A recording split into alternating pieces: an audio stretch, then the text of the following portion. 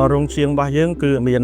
ការផលិតឧបករណ៍កសិកម្មយើងមានស្រាប់ហើយបើសិនជាបងប្អូនគាត់មានតម្រូវការចង់បានឧបករណ៍អីផ្សេងឬក៏ចង់បានវិភាសាដូចជាថាគាត់អញ្ជើញមកគាត់អត់ដឹងអីគាត់មានតែផ្ទៃដីអញ្ចឹងគាត់ថាគាត់ចង់ដាំស្រូវបន្ទាប់ពីបានព័ត៌មានគាត់ហើយយើងនឹងសិក្សាទៅលើប្លង់បន្ទាប់មកបើគាត់យល់ព្រមយើងនឹងចាប់ផ្ដើមផលិតជូនគាត់ខ្ញុំបាទឈ្មោះអ៊ូជឿមឡារ៉ាណូជាស្ថាបនិករោងជាងផលិតឧបករណ៍កសិកម្មរស្មីកែវ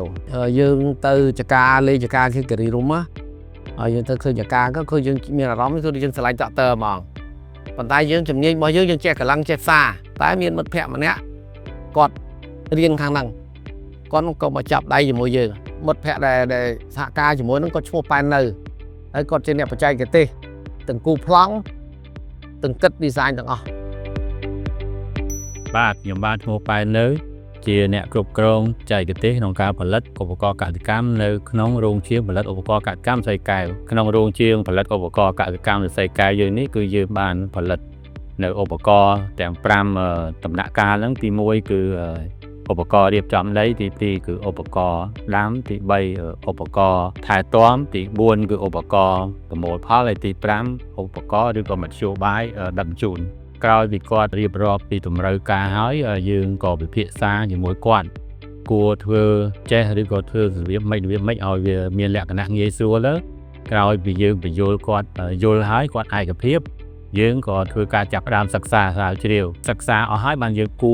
ជាប្លង់មកបានយើងយកមកឲ្យខាងជាងយើងជាអ្នកផលិតរោងជាងរបស់យើងនឹងបានផលិតឧបករណ៍ជាច្រើនសម្រាប់ជួយគ្រប់គ្រងដល់កសិករហើយឧបករណ៍ខ្លះវាអាចកាត់បន្ថយចំណាយកាត់បន្ថយចំណាយកាត់បន្ថយពេលវេលាច្រើនឧទាហរណ៍ថាដូចជាអង្គប់លើករងអញ្ចឹងយើងលើករងហើយយើងគ្របកស៊ូរាយដំណក់ទឹកនិងដាក់ជីក្នុងពេលតែមួយអញ្ចឹងយើងប្រើតែមនុស្សម្នាក់បានគ្រឿងបង្គុំនានានៅពេលដែលគាត់យកទៅប្រើប្រាស់ហើយដូចថាខូចដោយរយៈពេលខ្លីឧទាហរណ៍ទៅយកទៅ1ខែ2ខែស្រាប់តែខូចហើយយើងពិនិត្យឃើញថានេះជាកំហុសបច្ចេកទេសគឺយើងធ្វើការជួសជុលជូនគាត់ដោយអត់គិតលុយดูអានោះរស់ដីអានោះគេហៅអានោះសាប់ដីពីក្រុមហ៊ុនមកឃើញថាយកមកប្រើហ្នឹងឃើញគុណភាពវាល្អផាវាយើងមើលទៅមិនជាធំប្រហែលទេប៉ុន្តែសាប់ដល់មាត់មកហើយអត់ដឹងដល់គ្រឿងចាក់យើងទេក្រោយពីខ្ញុំបានចូលរួមជាមួយនឹងគម្រោងកសិកម្មខ្មែរសម័យថ្មីដែលមានការឧបត្ថម្ភពីឬក៏គាំទ្រពី Impact Hub សហគ្រិនខ្មែរនិងគម្រោង Nature ខ្ញុំទទួលបានអត្ថប្រយោជន៍ច្រើនពីគម្រោងដោយគម្រោងបានបណ្ដុះបណ្ដាលខ្ញុំតាំងពីផ្នែកហិរញ្ញវត្ថុគម្រោងវិភាគសេដ្ឋកិច្ចនៅក្នុងអាជីវកម្មរបស់ខ្ញុំទាំងអស់ហើយក៏មានផ្ដល់នៅកញ្ចប់ថវិកាមួយចំនួនដែលឲ្យខ្ញុំទៅវិនិយោគទៅលើម៉ាស៊ីន